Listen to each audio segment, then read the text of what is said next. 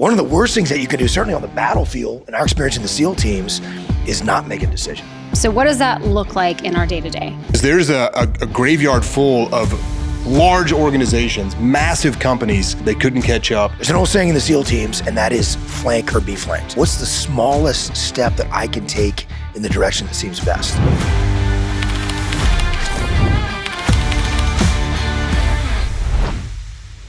Topic for today is iterative decision making and not feeling the pressure to try to solve everything all at once. We have to be able to take iterative steps, assess, and then make adjustments along the way if we want to actually solve those big problems. So what does that look like in our day-to-day? People get paralyzed to make decisions because they think about the pressure of that decision, or, hey, is that really the direction that they want to go long term? And what's the outcome for this decision, down the road? And there are some decisions in life that certainly can affect you, in the long term. So you shouldn't take decisions lightly, but most decisions are not like that. Most decisions, you can take a small iterative step in that direction that seems best at the time, and then reassess where you're at, and then readjust based on the new information that you have. And so one of the worst things that you can do, certainly on the battlefield, in our experience in the SEAL teams, is not make a decision. And sometimes that's certainly the case in business or in life as well. If you think of an idea, you have an idea, but you're not actually executing on it, you're not actually making it happen, well, someone else is going to execute on it. Someone else is going to maneuver. And so if you delay, it actually gives your enemy or your competition a significant tactical advantage. As a leader, you're paid to make decisions. That's your job, your role is to take the information that you have at hand, analyze it, make the best decision you possibly can for the organization.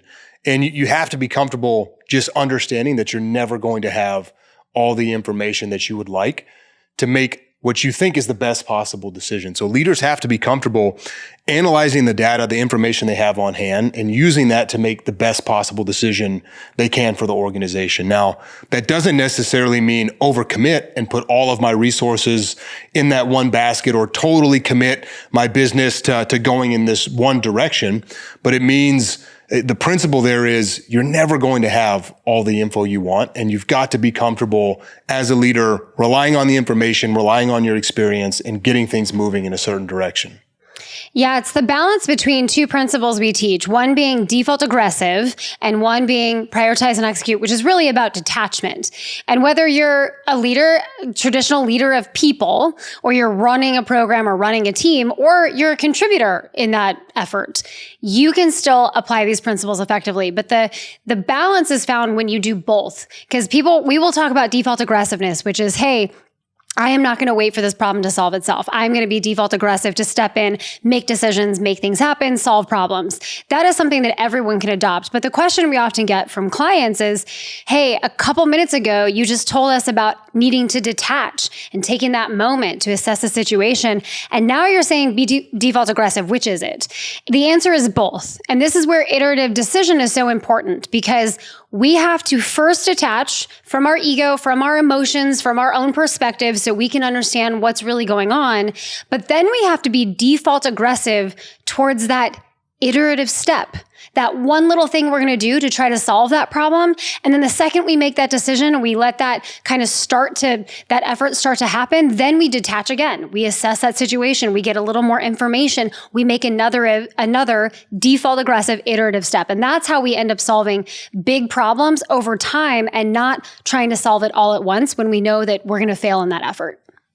Yeah, that's definitely a challenge, right? Balancing this dichotomy between being default aggressive, but actually letting things develop, and what we call tactical patience in the military. And there's sometimes that you need to do that.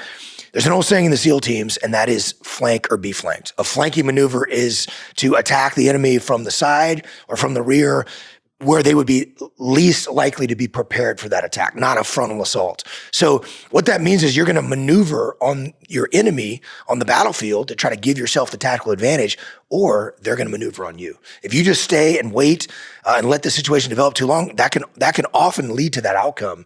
So you have to be default aggressive. You have to make things happen. You have to be proactive rather than reactive.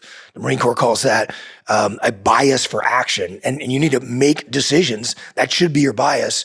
That should be your default mode. Default aggressive, not toward people, but to solve problems and make things happen. On the other hand, there are times where we would go into a sniper overwatch position in Ramadi in 2006 when I was with Tasking and Bruiser. And the enemy loved to do what we call a recon by fire. Reconnaissance, meaning they're trying to figure out where you are. They just try to shoot at you. And if you just opened up immediately, they would know exactly where you were. And now they pinpoint your position. That's exactly what they wanted from you. And now they could attack you. So you definitely have to stay detached so that you can understand, when you need to maneuver, when you don't need to maneuver. Sometimes the answer is to let some things develop, have some tactical patience, take assessment to take a step back and assess. But I think people get wrapped up, which people call it, I think people get wrapped up with decision making because there's so much riding on decisions, particularly when those decisions really matter, going, one giant direction in this way or giant direction that way that are radically different from each other. And, people call that analysis paralysis, right? Or paralysis by analysis. You hear both of those terms that have been out there for a long time, where you want to overanalyze things and you want to just gather information and you just keep doing that over and over again until you don't make a decision. But when you think about it as making a small decision, okay, here's all the information I have. One of the things that we learned very quickly from combat experience is that you're never going to have all the information. If you're going to wait till you have the 100% perfect solution, it's never going to happen. You're never going to make a decision. None of us have a crystal ball. We don't know the future. And we say the enemy gets a vote. Your enemy, your competition, you don't know what's actually going to happen with certainty. So what you have to do is make the smallest decision you can that seems right based on the information that you have at the time. And then you have to keep an open mind so that you have to assess the situation, reassess after you make that small decision, reassess the situation, and you have to have enough of an open mind to not go sucked into that initial plan that you can't make adjustments. You have to take the new information that you get from a reassessment after you make a decision and then adjust your plan accordingly. Yeah, and that balance between making the decision, but then not overcommitting is crucial too. And, to use your example of the flanking maneuver, you're not sending the whole platoon over there to do the flanking maneuver. You're sending the minimum force that you can utilize. So that might be a fire team. Maybe I only need to send 4 people over there. I'm not committing all of my forces. I still have forces over here that I can use in case, like you said, as I'm analyzing, I realize that wasn't the right call to make. Now I still have forces that I can use to make another decision. And a good example of this would be when I was the COO of Agoras, the construction technology company. Our biggest competitor was $1 billion company, and they were trying to do the exact same thing that we were trying to do. And they failed to use iterative decision making. And instead of staying really focused on their core business unit, they had this other opportunity to chase a connected but different business unit in the same market. And instead of testing the waters, they built this giant gigafactory out in Las Vegas, dumped hundreds of millions of dollars into it, and went bankrupt within a year, which was great for us because we just poached all of their top talent. But they could have easily avoided that by just taking a test and testing the market before committing their forces, if you will, and building that massive factory out there and not using iterative decision making. $1 billion company bankrupt from overcommitting their forces. Yeah, I think this is the important part when we talk about iterative steps, is ensuring that as we identify problems and we address problems, that we're giving our people and our team the right commander's intent to allow them to go and solve that problem so that we don't have an issue where they're not taking iterative steps. And we see this happen a lot with clients where they're making massive overhauls within their systems and processes because they've identified a few problems or maybe one problem they're trying to solve for. And the answer in their mind is, well, we've got to throw, the old saying, throw the baby out with the bathwater. We've got to start over. We've got to start with something completely new and this will solve it. And the reality is it just doesn't work that way because the second we put that new system in place, there's going to be new problems problems that we identify and new issues with those new systems. So what we need to do is, instead of making massive overhauls, is make small little decisions towards that solution so that we have the opportunity, to the point that you made, Sean, of testing it. Hey, we know that we've identified this problem. We know that down the road, the solution might look like this. But until we exhaust our effort and our resources and our time and people's emotional attachment to those plans, people get really excited, and that creates this heightened sense of urgency. And so we have to help them identify the real priorities and the iterative steps to get us there. Hey, this might be the long-term goal, and we need to keep that in mind and align on what that might look like, but be okay with the fact that it also might look very different. And the way we get to that is we put a plan in place. We have a big vision, but we start with one little thing now we can do to test this. And if that works, that will give us enough feedback to say, okay, let's move again. Now, there is some speed that comes into play. We can't, slow roll this. So an effort that, should take a couple months is now taking this entire year, but we also can't do it all at once. So we're making iterative steps, but we're also doing that with speed and efficiency. And that's that loop of make the step, assess, make an adjustment, make another decision, assess, and that constant loop of helping us move towards the bigger goal without exhausting efforts to just jump to that all of a sudden. Another thing to keep in mind along that same train of thought is people don't typically like change. There's not a lot of excitement around change. So except for the people that are prompting the change. No, if it's my change, I'm all on board. It's the best idea ever, obviously. But we know that people don't necessarily like change. We know they're resistant to change. So as a leader, I also have to be cognizant of, hey, I want to test this. I want to start making this iterative step towards trying to see if this is the right move. If my people don't understand the bigger picture of why we're doing this, why we're initiating this change, why we're putting this new system in place, then the feedback that I'm getting from them is probably not going to be really accurate feedback that I should base decisions on. So I got this great system. Everyone's super excited about it. We're going to use it. But I don't give people the why behind it. I don't give them the pain point that it's supposed to solve. I don't give them how it's going to make their life better. They use it. It's not the system they like. They don't like it. And then we might not be getting really good information back from them. And that's not their fault. That's our fault for not making sure that the organization was aligned on what we're trying to do and why we're implementing this change. That's not that hard of a thing to do in a smaller company or a smaller team, but we work with massive organizations and they're making these iterative steps, doing the right thing, but people don't really understand why they're doing that. And the results can end up being the same, which is they don't actually go forward with that change, or they push the change anyway, and it causes ripple effects because people don't understand why they're doing it, and they're not really on board with it because they don't understand why.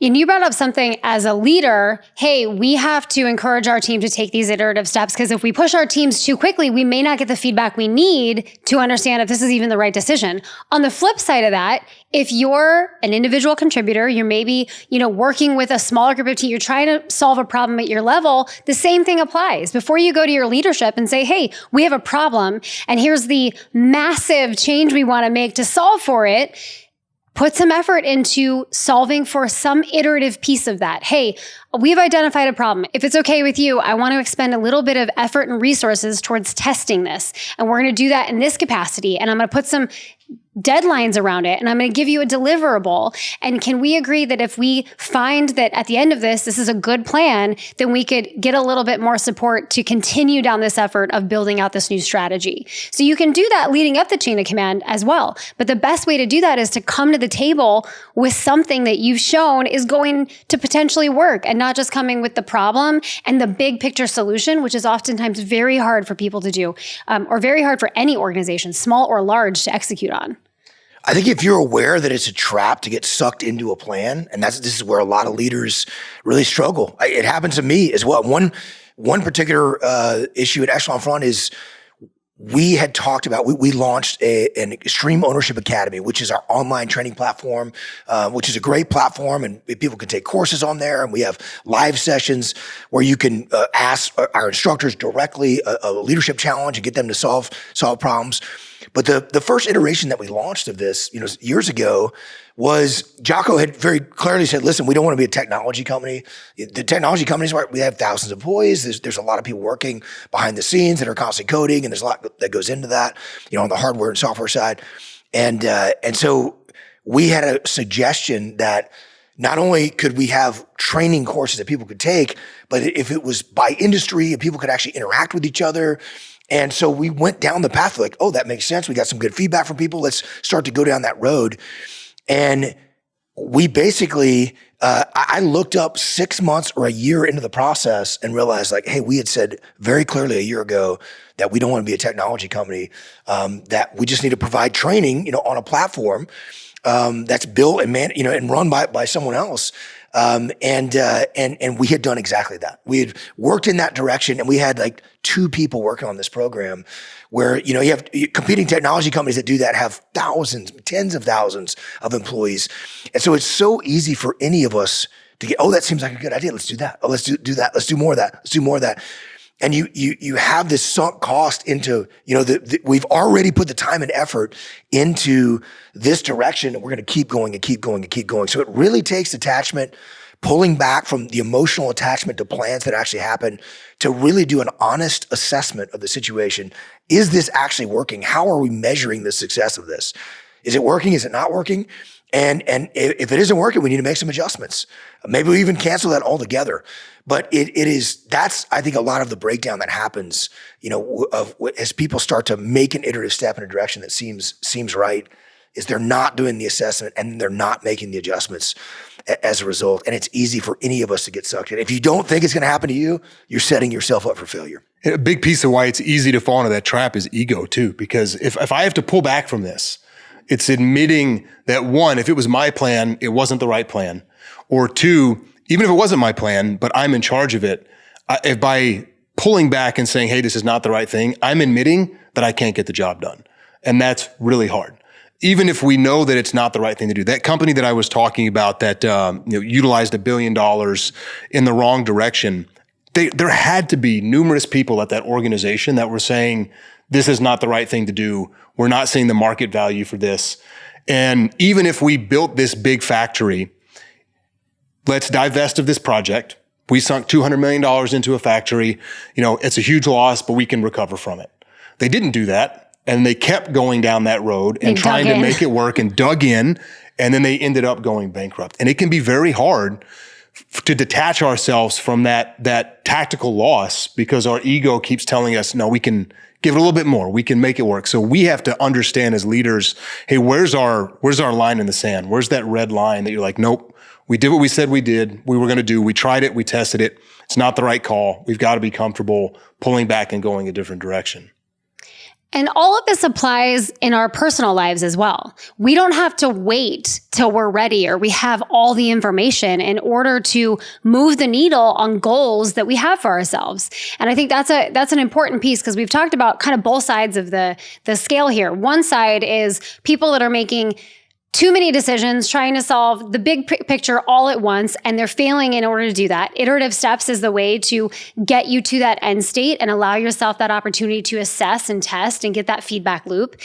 The other side of that scale are people that are not being default aggressive and they've got problems, they've got goals, and they're not making any movement toward that effort. And in those situations, the iterative step is still the answer because what that allows us to do is as we feel a little pressure, whether it's personally or professionally, we know that we want to do something. That iterative step is still the tool we use to get us to do that. So that when we feel maybe overwhelmed by that problem or that goal we're trying to achieve, we decide, okay, I'm going to make one little step. And I'm going to see how it works. And I'm going to make another little step and see how it works. So in both scenarios, whether you're the too default aggressive or not default aggressive enough, the answer is that iterative decision making to move us towards the end result that we're trying to get to. I had a leader that reached out about an investment opportunity and was really interested, like, here, this is a cool investment opportunity. And, and he'd run the numbers of like, hey, if I put this, this much of my capital in this investment, here's the return that I could expect to see. And, as we talked about that, and I just asked some earnest questions, like, this could be a great opportunity, but what if it's not as great as you think, right? What if it doesn't go the way that you think? And so This is how we mitigate risk. When you're scared about making decisions or you're nervous about making decisions, what we talked about was an iterative step. Put that minimum number that if you lose that, it's not going to bankrupt you, and you're not going to be able to pay your mortgage, and your family's going to be out on the street.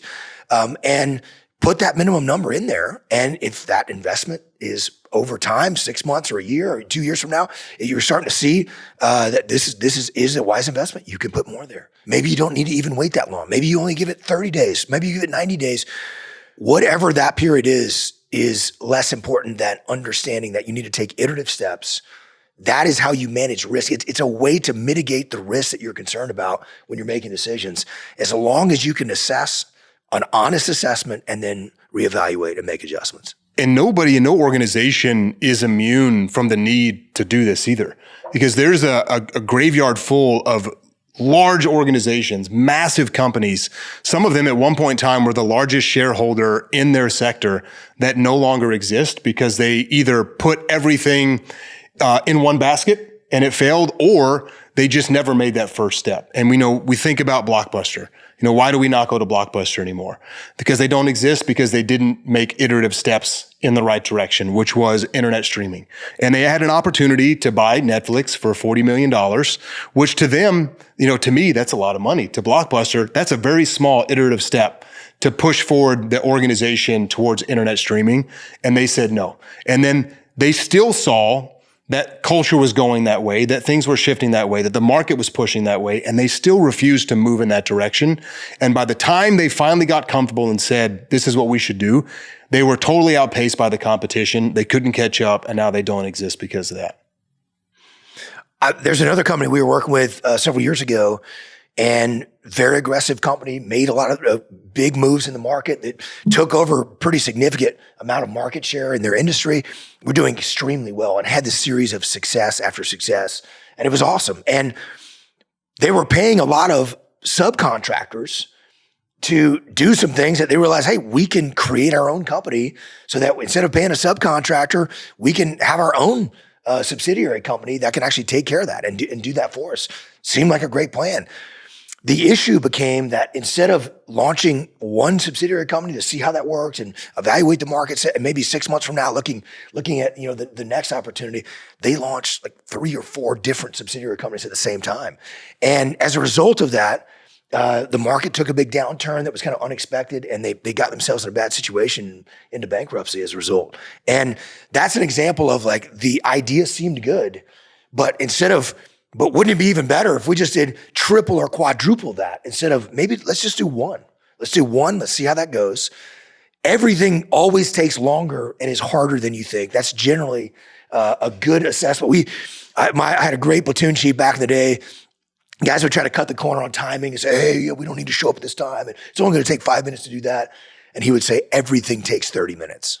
Everything takes 30 minutes. And this is true. So you have to plan that it's going to take longer than you think it's going to. You think this is going to be real easy. It's only going to take you 5 minutes. It's probably going to take you 30 minutes. It may even take you an hour if there's some major issues that happen. So if you're planning for that and recognizing that, it's just staying detached and evaluating risk that will enable you to make iterative decisions. And it's a great way to manage risk. Yeah, it reminds me of a saying that our colleague Dave Burke has used before, which is perfection is a lie. And this idea of iterative decision-making is about progress over perfection. I think too often people want perfection. They want a perfect solution. They want a perfect plan. And as we know, they just don't exist. So the iterative decision-making is what allows us to gather information, but not be delayed because we're trying to get the perfect amount of information and the perfect data to make these decisions, but also recognizing that as we're default aggressive and we're making decisions, the plan that we have in place is not ever going to work out exactly as we intended. There's always going to be things that have to be adjusted. That's where iterative decisions allow us to move towards the goal without getting stuck on the idea of perfection. There's very few organizations, there's very few companies that became successful because of one giant decision that was made by that company. It's usually a series of decisions in the right direction where maybe they're adjusting things, they're reading the market, they're recalculating, and then that progression of the right decision and the right decision and the right decision eventually leads to success. And, when I was the COO, we got to do some fundraising, and I got to meet and work with a lot of really successful people in Silicon Valley, and none of them built their company off of one decision. It was always a lot of small decisions that led to success with some course corrections along the way. And the one kind of determining factor across all of them was just they were comfortable making decisions. That's a great place to insert our immediate action drill for the week. So you need to determine for this one where you sit on the scale. If you are currently running too fast, being too default aggressive, your immediate action drill is to detach, take an assessment of where you're at, and maybe pull back a little bit and focus on an iterative step that you can make. If you're in the other place where you're delaying action because you're waiting for the right answers, then you need to identify one decision that you've been putting off, and from there, put in place an iterative step that you can move towards solving that problem. And if you're in that position, ask yourself, what's the smallest step that I can take in the direction that seems best? Take the smallest step in that direction. Or if it's above your pay grade to take that step, make that recommendation of the chain of command as well. Either way, that will allow you to move in the direction that seems best. Then you can reevaluate, reassess, and make adjustments accordingly. And if you're being too default aggressive, if you become reckless and you're pushing too hard in a direction, if you're burning bridges with relationships and creating a scenario where people are concerned about the risk that you're taking, then you need to take a step back and look at yourself. This is the only way that you're going to improve. And if you do those things, you're going to get better. Everyone around you is going to get better, which will enable you to make decisions so that you and your team can lead and win. Find us on YouTube or wherever you like to listen to podcasts, and do all the things you're supposed to do. Like, subscribe, share, leave us a review, but most importantly, send us the leadership challenges that you're facing right now so we can target our next episodes to helping you understand how to apply the principles of extreme ownership to solving those challenges. Check out our free resources at echelonfront.com, or you can take the next step and join the Extreme Ownership Academy, our online training platform, where we go deeper on these principles and teach you how to apply them in your business and in your life.